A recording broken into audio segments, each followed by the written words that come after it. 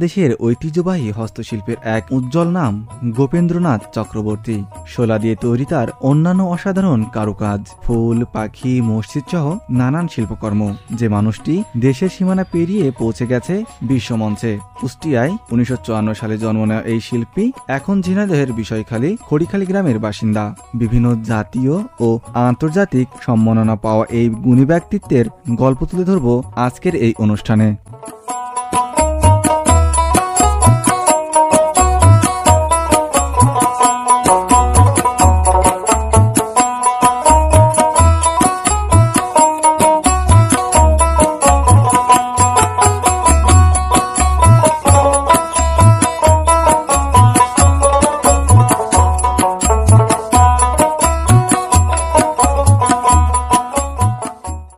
গোপেন্দ্রনাথ চক্রবর্তী। 1954 সালে আমার কুষ্টিয়ায় জন্মস্থান। আমার বাবার নাম হেমাঙ্গ চক্রবর্তী, মার নাম শ্রী প্রভাবতী চক্রবর্তী।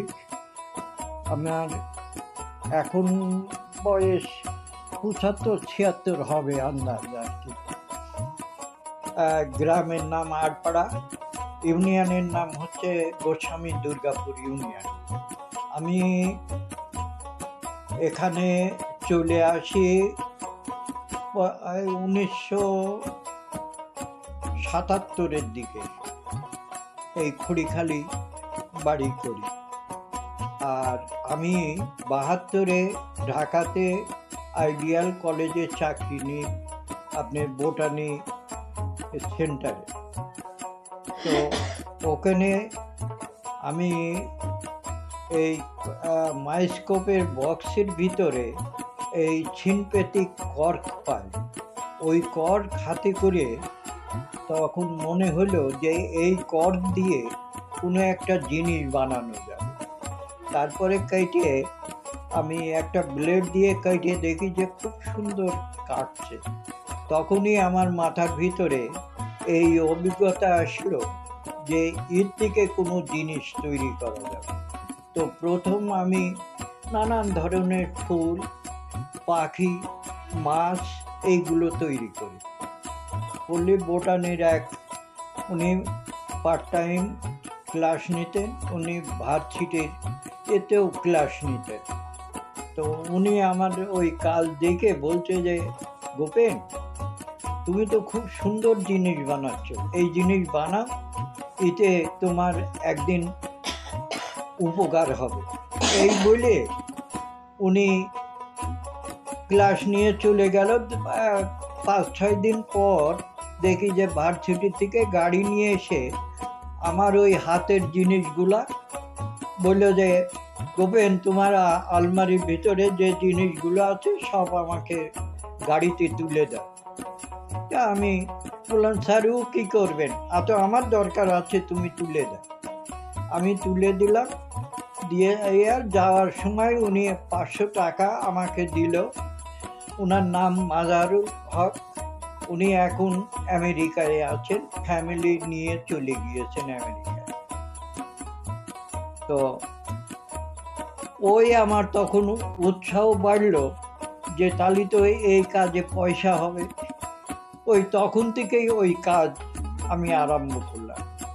তারপরে আমি 75-এ বাংলা একাডেমিতে বৈশাখী মেলাতে যোগ দিলাম।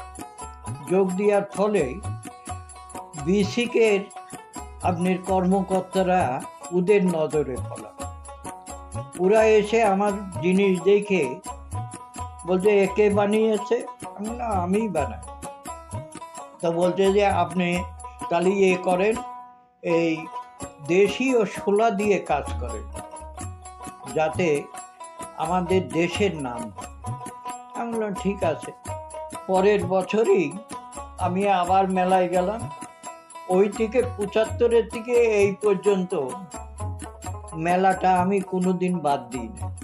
খুব কচিত 2-1 দিন বাদ দিয়েছে, হয়তো 2-1 বার। তাছাড়া বিসিকের থেকে বিসিকের অফিসাররা ওই উৎসাহ দেওয়ার পর আমি 82-তে একটা তাজমহল বানাইছিলাম। তাজমহলে আমি প্রাইজ পেলাম, ফার্স্ট প্রাইজ। হ্যাঁ, তখন এরশাদ সাহেব ওই পাওয়ারে ছিল। তা এই তখন থেকেই এই পর্যন্ত আমি এই হাতের কাজ করে আসছি। আর আমার কোনো উস্তাদ নেই, আমার যখন যেটা মাথায় খেলে আমি কাজ করি। হ্যাঁ, সেইটাই করি। এই যে কুমিরটা বানাচ্ছিলাম, কিন্তু কুমিরটা এখনো হয়নি রেডি। ওর হাত পা মাথা সব বাতাসে খেলা করবে। হ্যাঁ, বাঁশের কাঠের চোঁচ দিয়ে বানাচ্ছি ওটা। হ্যাঁ, এইরকম যখন যেটা তাজমহল বোধহয় ঢাকায় ধানমন্ডি এলাকায়, আমি ধানমন্ডিতেই থাকতাম, 30 বছর ওই ধানমন্ডিতেই বাস করেছি। বোধহয় 500 তাজমহল প্রত্যেকের বাড়ি বাড়ি একটা করে আছে। হ্যাঁ, এমনকি অনেক জিনিসই আমি বানাইছি যখন যেটা খেয়াল আছে। হ্যাঁ, তো বেসিকের থেকে বোধহয় 20-25টা প্রাইজ পাইছি। তারপরে সোনারগাঁর থেকে পাইছি। হ্যাঁ, বাংলা একাডেমির আছে, বাংলা একাডেমির থেকে বই বেরিয়ে, জাতীয় জাদুঘরের থেকে বই বেরিয়েছে আমার নামে। আমি যাই হোক, আজ পর্যন্ত আমার প্রতিদ্বন্দ্বী আমি পাইনি। সোলার কাজ অনেকেই করে, কিন্তু আমি যে লাইনই করি এই লাইনের লোক পাইনি। আমার যখন যেটা ফুল বলেন, যে কোনো জিনিস বলে, আমি বানিয়ে দেব। হ্যাঁ, এখন ভালো মন্দ সে 10 জনার নজরে। শিখেছে 20-25 জন, কিন্তু তারা 10 জনের সম্মুখে আসেনি। আমাদের দেশের হস্তশিল্পের কোনো মূল্যায়ন নেই। এই জন্যই ধরেন কুমোর, তাঁতি, তারপরে এই মালাকার, এরা তো শ্রেণী আছে ভাগ, কিন্তু তাদের পেটে ভাত নেই। আমি একজন সারাদিন কাজ করে আমার 50 টাকাও হাজিরা হয় না। আমি কিছুদিন আগে বিজয় দিবস উপলক্ষেই বোধহয় ঝিনেদায় যে মেলাটা হলো, যেই আমার জনের দাম হয়, গাড়ি ভাড়া করে গিয়েছি। আমাদের জিনিস, সোলার জিনিস বলে মূল্যায়ন করে না। আবার চায়নার প্লাস্টিকের জিনিস 300, 500, 1000, 1200 টাকা দিয়ে কিনছে। 2 দিন কানে মুড়া মারছে স্প্রিংয়ে, পরের দিন যেই স্প্রিংটা কাটিয়ে গেল ডাস্টবিনে ফেলিয়ে দিয়ে আসবে। সেই সব জিনিস কিন্তু আমার বাঙালির খুব পছন্দ, কিন্তু আমাদের জাতীয় যে ঐতিহ্য সেটার দিকে কারণ মন নেই, বা তাকে বাঙালিরা মূল্যায়ন করে না। এই সোলাই বাংলাদেশের থেকে বিলীন হয়ে যাচ্ছে। ধরেন এই জমি অনেক পড়ে আছে সরকারের। হ্যাঁ, আমরা এই দাবিও করছিলাম আওয়ামী লীগ সরকারের মন্ত্রীদের কাছে, যে যারা সোলার কাজ করে তাদের 5 কাঠা জমি দেন, তারা এই জিনিসটা লাগিয়ে টিকিয়ে তারা এই ব্যবসাটাকে ধরে রাখতে পারবে। কিন্তু তা আমাদের কপালে হয়নি। তুলা নিয়ে আইছি এবারে যশোরের দিকে, প্রায় খুলনার কাছে। হ্যাঁ, চাষ বিলে এমনি হয়, এর চাষ হয় না। চাষ করলেই করা যায়, কিন্তু করার উদ্যোক্তা নেই। কিন্তু এই দাবিও আমি সরকারের কাছে তুলছিলাম, সরকারের মন্ত্রীদের কাছে, কিন্তু তাতেও গুরুত্ব পাইনি।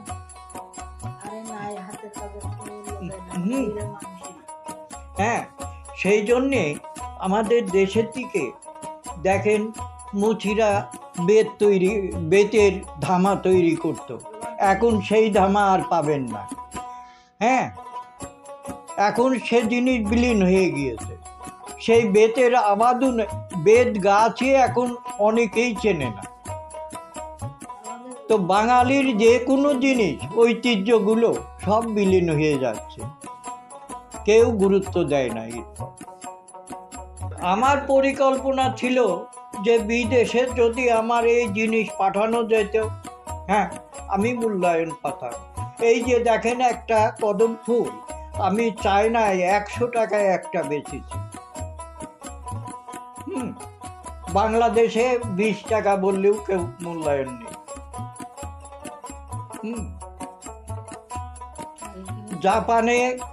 জাপানের কিছু ছবি আছে, দেখবেন আমি কাজ করছি, এতটুক বাচ্চারাও ক্যামেরা নিয়ে এসে এরম করে ধরে বসে আছে। হ্যাঁ, আর যেই একটা ফুল ফুটাচ্ছি তখন তারা হাতে তালি দিয়ে কি সুন্দর ব্যবহার করছে। হ্যাঁ, কিন্তু আমাদের দেশে এই মূল্যায়নটা পালাম না আমরা। তবে আশা করি, আমার মনে হয় এই জিনিসটা আমি মারা যাওয়ার পর বিলীন হয়ে যাবে। তার কারণ এই ধাঁচে আজ পর্যন্ত, আজ 50 বছরের মধ্যে কোনো শিল্পী আমি পাইনি।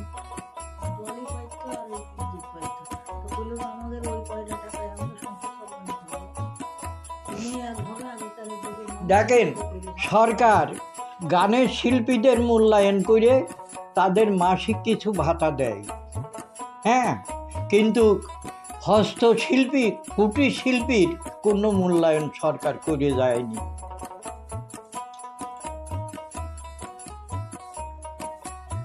শোনেন, যে একটা খড় হাতে করলেও মনে হয় সে যখন হাতে পেট যখন আছে, খড়টাও তুললেও আমার পয়সার দরকার। হ্যাঁ, পয়সা ছাড়া আমার পেট চলবে না বা কেউ চলতে পারে না। অতএব এই জিনিস কেউ করতে রাজি না, এর মূল্যায়ন নেই বলে।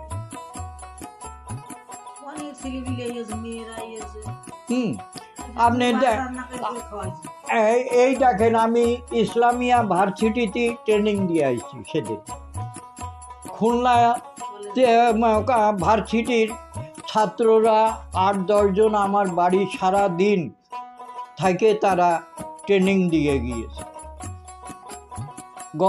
গত বার এই টাইমেই আমি ঢাকায় ট্রেনিং দিয়েছি, কিন্তু দিয়ে কি হবে, তারা বলে যে এই শিখে তো পেট চলবে না। একটা জিনিস বানাই 5 দিন বাঁধে, 5 দিন বাঁধে যদি 5 টাকা বেশি, তাহলে আর আমার পেটের ভাত হবে কম থেকে।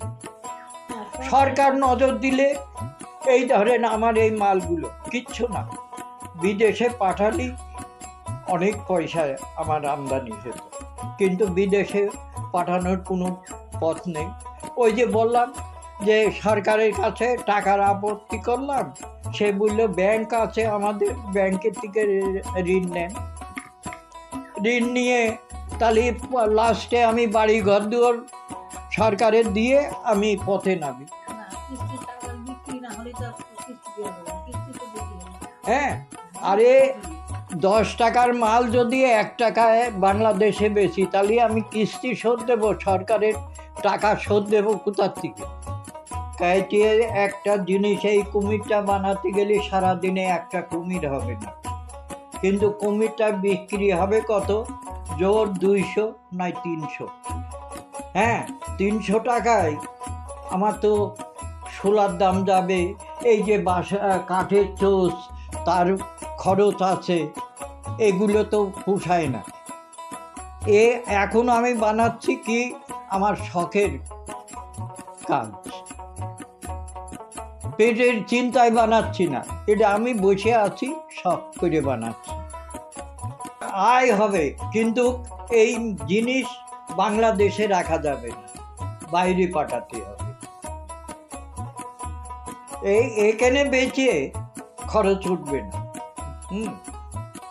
আমি তো বললাম যে 50 বছরের ভিতরে আমি কোনো কোনো ছেলেপেলের উদ্যোক্তা সেরকম পালাম না, আর সরকারেরও আমাদের পর কোনো আগ্রহ নেই যে কিছু সাহায্য করুক, যে জিনিসটা তৈরি হচ্ছে।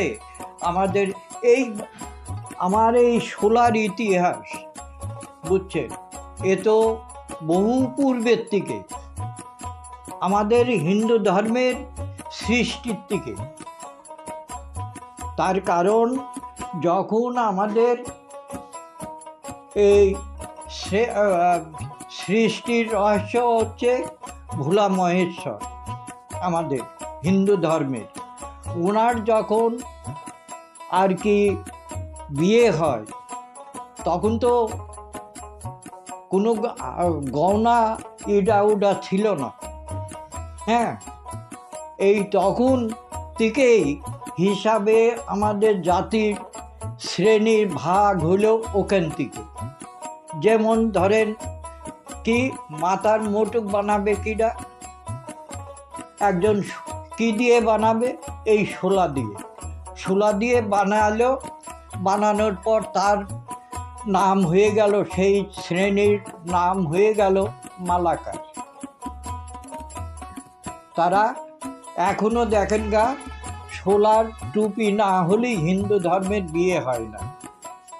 অনেক পূজায় শোলা না হলে বিয়ে হয়, পূজা হয় না। দেখেন আমাদের প্রতিমার সাজাচ্ছে সব শোলার গহনা দিয়ে, কিন্তু আপনি স্বর্ণের গহনা দিয়ে সাজিয়ে দেখেন অত সুন্দর লাগবে না। হ্যাঁ, এই শোলার যেরকম সাদার যে ড্রেস, এরপর তো আর কোনো কালার চলে না। আজকে ধরেন আমি যে নতুন প্রজন্মের শেখাবো, তাদের তো এতে পেট চলবে না। কারণ একটা জিনিস তৈরি করে তার যদি চাহিদা মূল্যায়ন না হয় আর উপযুক্ত দাম না পায়, তো তার তো পেট চলবে না। অতএব আমাদের এই জিনিস বাইরে পাঠানোর ব্যবস্থা করতে হবে। এই শিল্পকে ধরে রাখতে হলে অনেক সরকারের আগিয়ে আসতে হবে, মানুষের মনোভাব সৃষ্টি হতে হবে যে এই জিনিসটা বানাচ্ছে, এই জিনিসটা আমরা কিনব। তাহলেই আমাদের এই জিনিস মূল্যায়ন বাড়বে, আর চাহিদা বাড়বে। তখন বাচ্চারা আগ্রহ করে এই জিনিসটা শিখবে, আমার তখন মূল্যায়ন হবে। হ্যাঁ, তাছাড়া এটা মূল্যায়ন হবে না। একটাই জিনিস আমি বলতে চাই, সরকারকে এগিয়ে আসতে হবে। বাংলাদেশের জাতীয় হস্তশিল্পীকে টিকিয়ে রাখতে হলে সরকার মনোভাব নিয়ে আমাদের চাহিদা পূরণের নিয়ে এগিয়ে আসতে হবে। এমনকি মূল্যায়ন করে দেশ বিদেশে, যেমন ধরেন ইরশাদ সরকার থাকতে বিদেশে পাঠিয়ে মেলা করে আমাদের দেশের নাম ফুটাইছিল, সেই জিনিসটা এখন আমাদের বন্ধ। হ্যাঁ, এই জিনিসটা সরকারকে আবার ফিরে আসতে হবে। এই জায়গায় আমাদেরকে দলবদ্ধভাবে দেশ বিদেশে পাঠিয়ে এই প্রচার করে এই জিনিসের চাহিদা বাড়াতে হবে, তবে আমাদের বাংলার এই ঐতিহ্যকে আমরা ধরে রাখতে পারি।